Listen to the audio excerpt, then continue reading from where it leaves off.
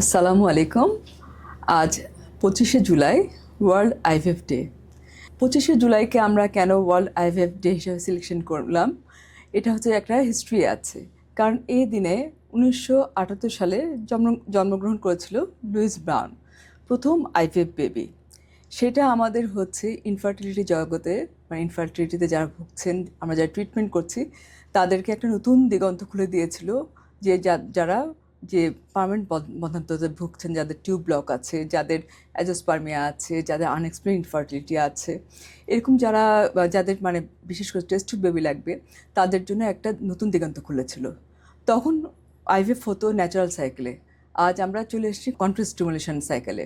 একটা হচ্ছে natural cycle থেকে দিন দিন আমাদের স্টিমুলেটেড সাইকেল চেঞ্জ হচ্ছে। এমব্রিওলজির ক্ষেত্রেও আসছে বিভিন্ন দিগন্ত। আজ পিজিটি করতেও আমাদের এমব্রিওলজি এগিয়ে যাচ্ছে। আসছে এমব্রিও গ্লু, আসছে টেসা, মাইক্রোটেসা, অনেক আধুনিক প্রযুক্তি। তো দিন দিন আমাদের এই একটা দিন থেকে আজ থেকে 48 বছর আগে যেটা আমাদের একটা পথ দেখিয়েছে, আজ আমরা সেই পথে হেঁটে অনেক আগে যাচ্ছি।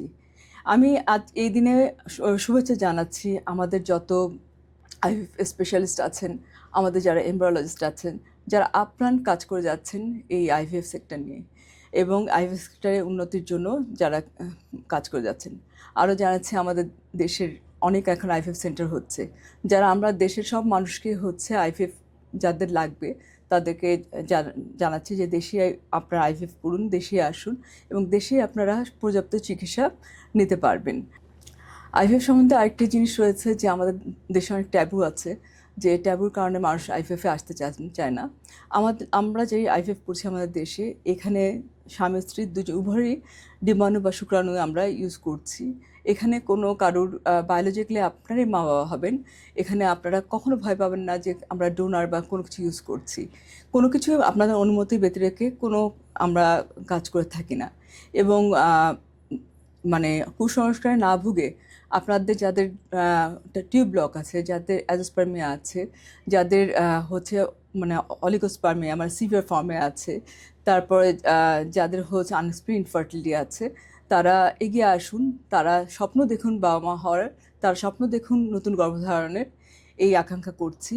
এবং পরিশেষে সবাইকে, আমাদের যারা আইভিএফ এবং ইনফার্টিলিটি স্পেশালিস্ট এবং আমাদের এমব্রিওলজিস্ট যারা অক্লান্ত পিছনে কাজ করে যাচ্ছেন, যাদের জন্য আমাদের হচ্ছে ভ্রূণ তৈরি করা সম্ভব হচ্ছে, যাদের জন্য আমাদের ভ্রূণের কোয়ালিটি দেখা সম্ভব হচ্ছে, তাদেরকেও আমি জানাচ্ছি শুভেচ্ছা। এবং আমরা সবাই মিলে একসাথে কাজ করি এবং আমাদের ইনফার্টিলিটি এবং আইভিএফ সেক্টরটাকে এগিয়ে নিয়ে যাই। এই আজকে হচ্ছে আমাদের ওয়ার্ল্ড আইভিএফ ডেতে এই আকাঙ্ক্ষা করেই শেষ করছি।